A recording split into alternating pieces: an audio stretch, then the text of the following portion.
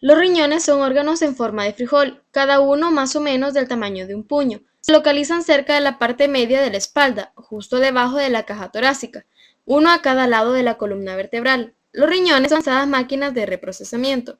Cada día los riñones de una persona procesan aproximadamente 190 litros de sangre para eliminar alrededor de 2 litros de productos de desecho y agua en exceso. Los desechos y el agua en exceso se convierten en orina que fluye hacia la vejiga a través de unos conductos llamados uréteres. La vejiga almacena orina hasta que la libera al orinar. Los desechos en la sangre provienen de la descomposición normal de tejidos activos como los músculos y los alimentos. El cuerpo usa la comida para obtener energía y repararse a sí mismo. Los desechos se envían a la sangre. Si los riñones no eliminan estos desechos, se acumularían en la sangre y dañarían el cuerpo. Riñones. Los riñones eliminan de la sangre el exceso de agua, sales y desechos del metabolismo de las proteínas y devuelven al torrente sanguíneo los nutrientes y sustancias químicas necesarias. Se sitúan retroperitonealmente en la pared posterior del abdomen a nivel de las vértebras torácica 12 a lumbar 3. En el borde medial cóncavo de cada riñón hay una incisura vertical denominada ilio renal, en la cual la vena renal es anterior a la arteria renal, que a su vez es anterior a la pelvis renal. Dentro de cada riñón, el seno renal está ocupado por la pelvis, cálices, vasos y nervios renales y una cantidad variable de grasa.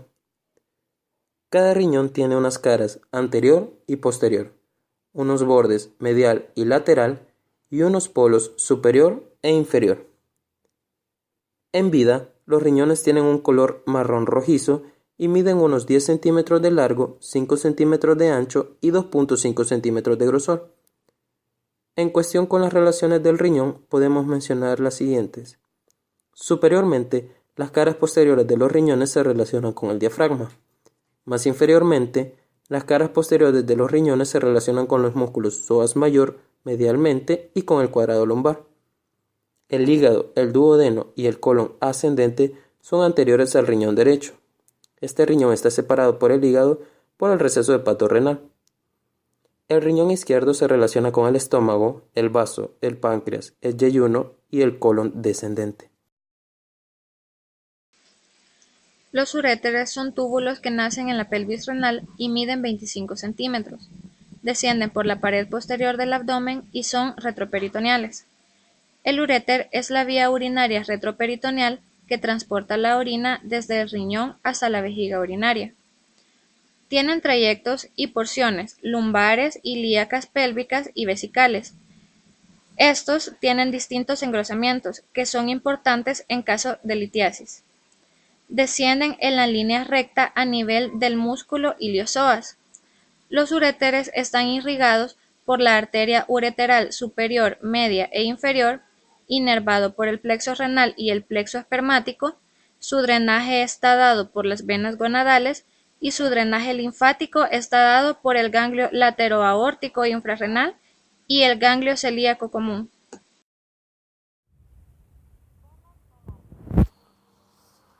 Las venas renales drenan los riñones y se unen de forma variable para formar la vena renal derecha e izquierda. Estas venas se sitúan anterior a las arterias renales derecha e izquierda. La vena renal izquierda es más larga y recibe la vena suprarrenal izquierda y la vena gonadal izquierda, ya sea testicular u ovárica según el sexo de la persona. Cada vena renal drena en la vena cava inferior. Arterias renales. Las arterias renales se originan a nivel del disco intervertebral entre las vértebras L1 y L2. La arteria renal derecha es más larga, pasa posterior a la vena cava inferior. Cada arteria renal se divide cerca del ilio renal en 5 arterias segmentarias, que son arterias terminales. Estas no se anastomosan, debido a que cada arteria segmentaria se dirige a un segmento renal específico. Tenemos El segmento superior, o también llamado apical, este es irrigado por la arteria segmentaria superior, o también llamada apical. Otro segmento es el anterosuperior. Este es irrigado por la arteria segmentaria anterosuperior. Otro segmento es el anteroinferior. Este es irrigado por la arteria segmentaria anteroinferior. Tenemos otro que es el segmento inferior. Este es irrigado por la arteria segmentaria inferior. Y por último tenemos el segmento posterior, que este es irrigada por la arteria segmentaria posterior, que esto se origina de una prolongación de la rama posterior de la arteria renal. Vascularización de los uréteres. La irrigación arterial de la porción pélvica de los uréteres es variable por ramas ureterales de las arterias ilíacas común e interna y de las arterias ovárica o testicular, también llamadas gonadal. Las ramas que irrigan la mitad abdominal del uréter proceden de una dirección medial, mientras que aquellas que irrigan la mitad pélvica lo hacen desde una dirección lateral. Durante la cirugía, siempre que sea posible, se evita su manipulación. Cuando es necesario realizar una tracción, esta se aplicará suavemente y en dirección a su vascularización para evitar lesionar las pequeñas ramas. Las ramas ureterales se anastomosan a lo largo del uréter, formando un aporte sanguíneo continuo, que no implica necesariamente unas vías colaterales eficaces. En la mujer, las arterias constantes que irrigan esta porción del uréter son ramas de las arterias uterinas. En el hombre, el origen de las ramas similares son las arterias vesicales inferiores. El drenaje venoso de las porciones pélvicas de los uréteres acompaña generalmente a las arterias y desemboca en venas que reciben los mismos nombres. Los riñones. Los vasos linfáticos renales acompañan las venas renales y drenan los nódulos linfáticos lumbares derecho e izquierdo. Los riñones están inervados por el plexo nervioso renal. Está formado por fibras simpáticas y parasimpáticas. Los uréteres, vasos linfáticos, en su porción superior se unen o pasan directamente a los nódulos lumbares. En su porción media drenan generalmente los nódulos linfáticos ilíacos comunes. En su porción inferior drenan en los nódulos linfáticos ilíacos comunes, externos o internos. Los uréteres están inervados por el plexo renal, aórtico abdominal e hipogástrico superior. Palpación de los riñones.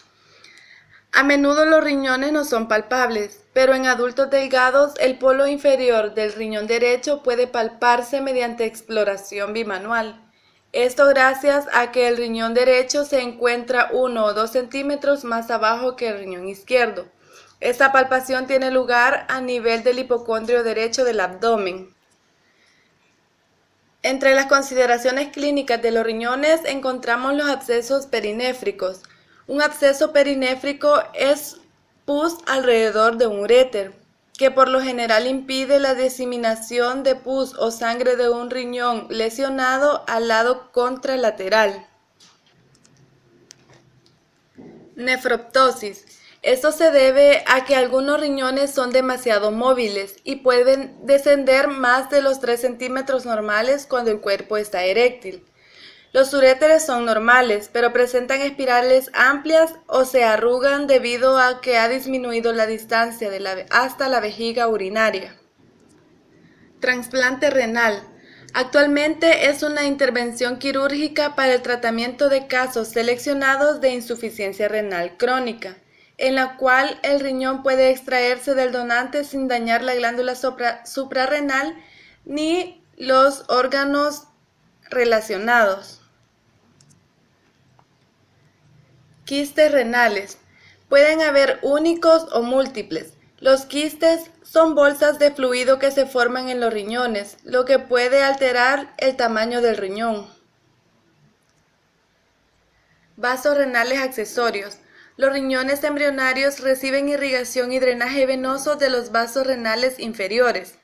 Los vasos renales inferiores degeneran a medida que los vasos superiores ejercen su función. Si estos vasos no degeneran, forman arterias y venas renales accesorias. Síndrome de atrapamiento de la vena renal. La atracción hacia abajo de la arteria mesentérica superior puede comprimir la vena izquierda, provocando el síndrome de atrapamiento de la vena renal. Cálculos renales y uretrales. Los cálculos se refieren a la formación de un trozo de material sólido dentro del riñón a partir de sustancias que están en la orina, por ejemplo, sales y ácidos orgánicos e inorgánicos. Los riñones, considerados como los principales químicos del organismo, tienen una función tanto excretora como reguladora. Excretan agua, pero también la conservan. Eliminan a través de la orina todos los productos del desdoblamiento de los alimentos, que pueden ser potencialmente nocivos, antes de que alcancen niveles tóxicos. Devuelven a la sangre agua, glucosa, sal, potasio y otras muchas sustancias vitales en las proporciones adecuadas para mantener el medio interno estable, a pesar de las variaciones del clima, dieta y otros factores externos.